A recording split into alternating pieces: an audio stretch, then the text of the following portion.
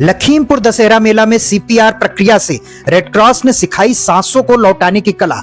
जी हाँ, नमस्कार, मैं अनिल कुमार श्रीवास्तव, आप देख रहे हैं दैनिक जनजागरण न्यूज। प्राचीन ऐतिहासिक दशहरा मेला जहां संस्कृति और परंपरा के स्वर गूंजते हैं, वहीं आज इस पावन मंच पर जीवन रक्षक ज्ञान की गूंज भी सुनाई दी। अखिल भारतीय कवि सम्मेलन से पूर्व इंडियन रेड क्रॉस सोसाइटी ने मेलार्थियों को सेहत की सबसे बड़ी सीपीआर प्रक्रिया का जीवंत प्रदर्शन कर जनमानस में स्वास्थ्य चेतना का संचार किया।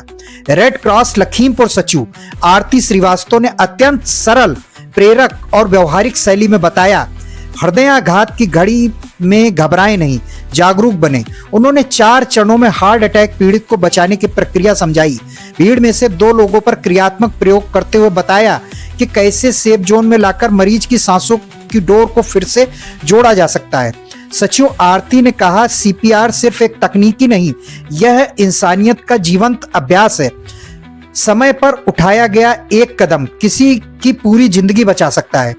कार्यक्रम में उपस्थित कपिल श्रीवास्तव, मेलाधिकारी समरा सहित मेला अध्यक्ष कौशल तिवारी, रेड क्रॉस आजीवन सदस्य आर्यन पाल सिंह, दीपक धवन, नारायण सेठ, राम मोहन गुप्त, मनोज श्रीवास्तव, वैभव, बबीता सक्सेना, अनुराग सक्सेना सहित अनेक गणमान्य लोग इस अनूठे स्वास्थ्य संवेदनशील सत्र के साक्षी बने। मेला परिसर में यह आयोजन न केवल मनोरंजन के बीच स्वास्थ्य का संदेश लेकर आया, बल्कि यह साबित कर गया कि जहां उत्सव है, वही जीवन रक्षा की प्रेरणा भी होनी चाहिए। और पूरा कार्यक्रम अंत तक बने रहने के लिए आपका बहुत बहुत धन्यवाद। तो आइए देखें रेड क्रॉस लखीमपुर खीरी के सचिव ने किस तरीके से समझाया।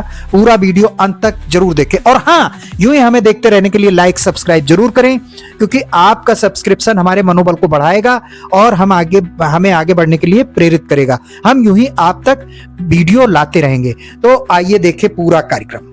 एक शॉर्ट टाइम में हम आपका परिचय यहाँ पर अपनी रेड क्रॉस सोसाइटी की टीम से करवाएं, और उसके बाद क्या हम करना चाहते हैं, क्या संदेश आपको देना चाहते हैं, इस विषय में हम आपसे रूबरू होंगे। हमारे बीच में Lakhimpur Indian red cross society की लखीमपुर टीम की सेक्रेटरी आरती श्रीवास्तव जी हैं। बहुत बहुत स्वागत है आरती आपका। और देख रहे हैं कि सामने अनुराग श्रीवास्तव जी, जो कि यहाँ पर पूरा छायांकन कर रहे हैं, आज कार्यक्रम का छायांकन कर रहे हैं। हमारे बीच में आर्य धवन जी बैठे हुए हैं, बबीता सक्सेना जी हैं, अनिल कुमार श्रीवास्तव जी हैं, और मैं आर्यन सिंह आप सबके बीच में। हमारी टीम धीरे धीरे आपसे बीच में रूबरू होगी। तो आइए, सबसे पहले मैं चाहूँगा कि आज के कार्यक्रम में क्या कुछ कहना चाहते हैं, आइए हम अपने सचिव आरती श्रीवास्तव से सुनते हैं। सभी को मेरा प्रणाम, नमस्कार। आज जो हम लोगों ने ये समय लिया है अपनी आदरणीय ईरा मैम से, वो इसलिए है कि भारत सरकार द्वारा ये जो सीपीआर है, इसके एक अभियान चलाया जा रहा है 13 अक्टूबर से 17 अक्टूबर तक। जो सीपीआर है, इससे ये जीवन रक्षक प्रणाली है, जिसे हृदय को पुनर्जीवित करने की प्रक्रिया भी कहा जाता है। पड़ा हुआ है और आपको उसका पहले चेक करना है कि वो किस सिचुएशन है। तो क्या करते हैं, आप इस तरह से उसके पास बैठ गए। हमेशा जब भी किसी घायल व्यक्ति के पास बैठे तो कैसे बैठना है, उसका कंधा और आपका कंधा आमने सामने होना चाहिए। देखिए, बहुत ध्यान देने वाली चीज है। और आपका कंधा ऐसा नहीं है कि इसको हम लोग यहाँ जो आपको बताया जा रहा है, ये जीवन रक्षक चीजें हम सबको आनी चाहिए। इसलिए बहुत ध्यान से सुनिए, समझिए और देखिए, क्योंकि हमारा थोड़ा सा प्रयास अपना या किसी और का या किसी अपने का जीवन बचा सकता है। जी, बहुत बहुत धन्यवाद सर, राम सर। और फिर से एक बार आप सभी का धन्यवाद कि इस मंच पे हम लोग को मौका दिया है। तो ये मैडम को हम ऐसे बैठ जाते हैं। कभी भी सीपीआर जब देते हैं, तो हमने देखा, अभी बहुत सारे लोग हम देखते हैं, कोई तखत पे जो पहले सीपीआर देते थे, उसमें क्या करते थे, 30 चेस्ट कंप्रेशन होता था, 30 बार आपको व्यक्ति छाती दबानी होती थी, तो रेस्क्यू ब्रीथ यानी माउथ टू माउथ रेस्पिरेशन देना था। लेकिन अब इसको अपडेट कर दिया गया है, क्योंकि बहुत सारे लोग हैं कि किसी को मुंह से मुंह श्वास नहीं देना चाह रहे हैं। भाई, जरूरी नहीं है कि हमें कोई प्रॉब्लम है या हमारे जो पेशेंट है उसको कोई प्रॉब्लम है, तो एक दूसरे को डिस्टर्ब हो जाए तो कोई काम नहीं करने हैं तो मौत को मौत हमें नहीं देना है। तो हम ऐसे बैठ जाते हैं और उसके बाद तो अब क्या जो अपडेट हुआ वो क्या है 100 से 120 बार 100 से 120 बार चेस्ट कंप्रेशन आपको देना है पर मिनट। 1 मिनट में 100 से 120 बार। और ये कितना होना चाहिए 1.5 से 2 इंच। इसका दबाव कितना होना चाहिए 1.5 से 2 इंच दबाव नीचे की तरफ होना चाहिए। ठीक है, तो क्या करते हैं अभी की ध्यान देने वाली बात चीज है ना कि 1.5 से 2 इंच।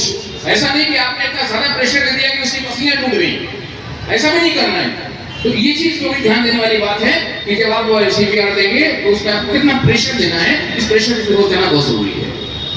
तो आगे आप जो है आप ऐसे बैठ गए और सबसे पहले जब कोई घटना होती तो उनसे पूछना है हेलो मैम कैसी हैं आप, हेलो मैम क्या हुआ, उनका रिस्पॉन्स चेक करना है। क्या चेक करना है रिस्पॉन्स चेक करना है। फिर क्या है उनके साथ अब जैसे हमने कहा एयर वे क्लीन करना है। ठीक है, तो करना क्या है दीदी चेक करते हुए लाइए।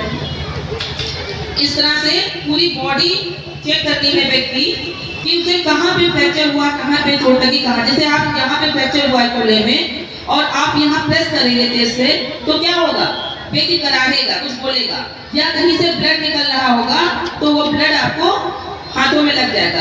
क्योंकि दुर्घटना तो कैसी भी हो सकती है ना, बस से बस की दुर्घटना हुई हो सकती है, ट्रक और गाड़ी कार की हो सकती है, बाइक से बाइक की हो सकती है, तो सिचुएशन कैसी भी हो सकती है।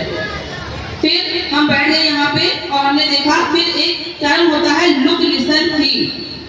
ठीक है, उससे पहले हमें एयरवे क्लीन करना है इनका। उसके लिए क्या करेंगे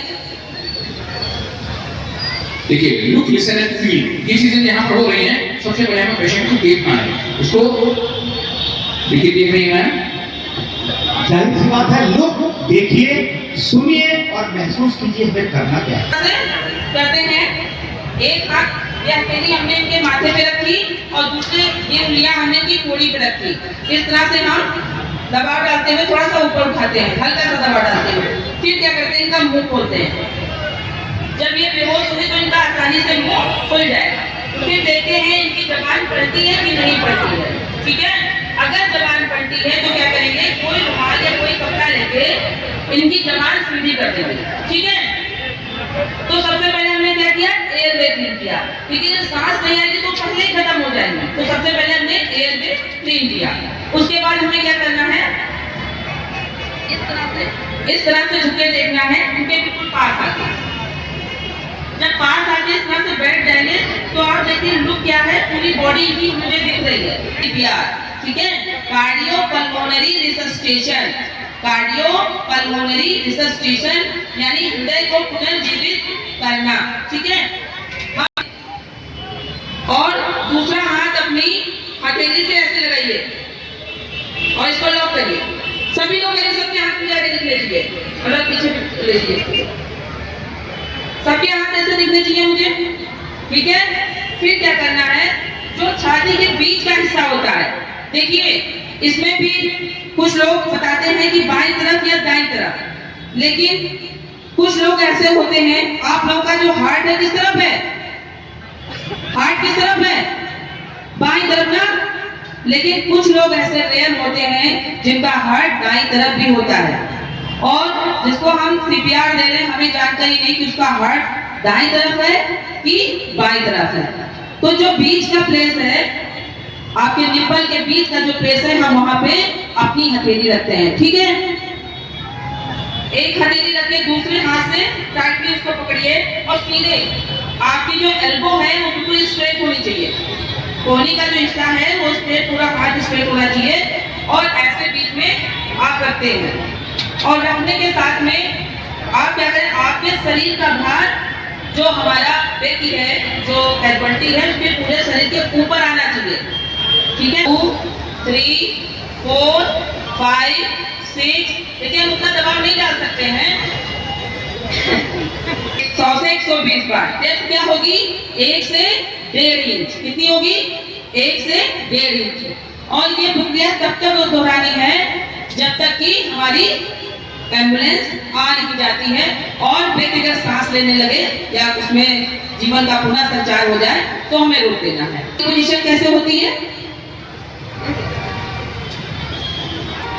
हाथ लेके इसको कान की तरफ लगाते हैं, ठीक है।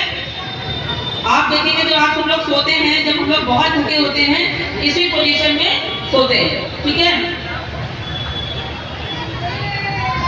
ये पैर, एक पैर ऐसे करते हैं और एक हाथ कान पे लगाते हैं, मैं मुंह रखना पड़ेगा, ठीक है, छोटी जैसे, और इस तरह से पलट देते हैं। तो वॉमिट हुई होगी, अगर वॉमिट उसके गले में फंसी है और कहीं वो आपके उसमें चली गई, श्वास नली में चली गई, तो कोई भी डॉक्टर आपको नहीं बचा सकता।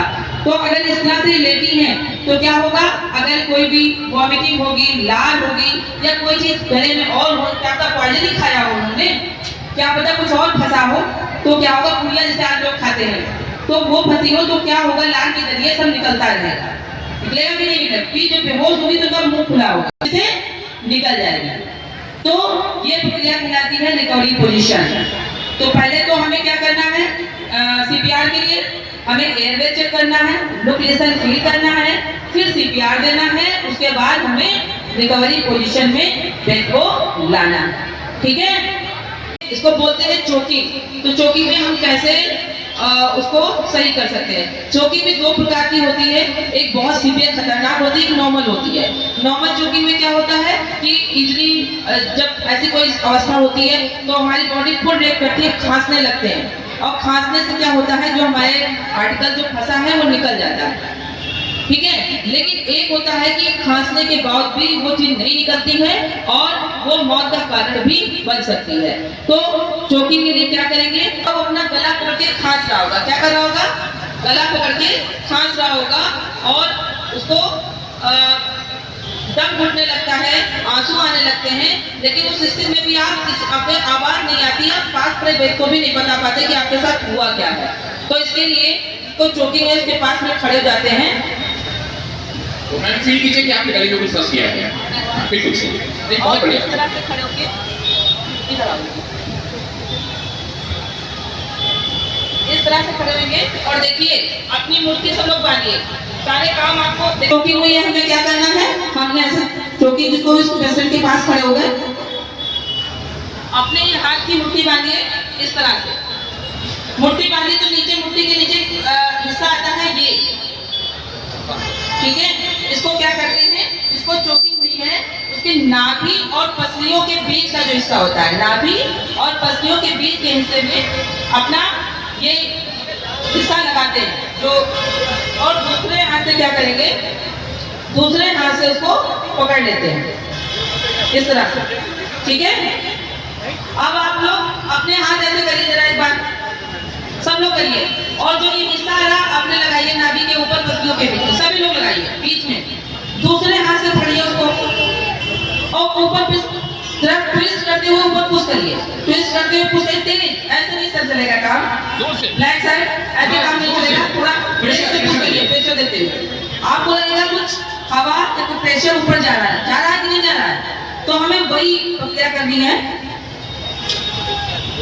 इस तरह से ऊपर की तरफ, 1 2 3 4 5। के बाद वैसे ऐसे तो हमारी मम्मी लोग भी करती थी, ऐसे करके फिर ठोक देती थी, लेकिन वो कैसे ठोकती थी, नीचे जाएगा कि ऊपर जाएगा पता नहीं, ठोकती जरूर थी।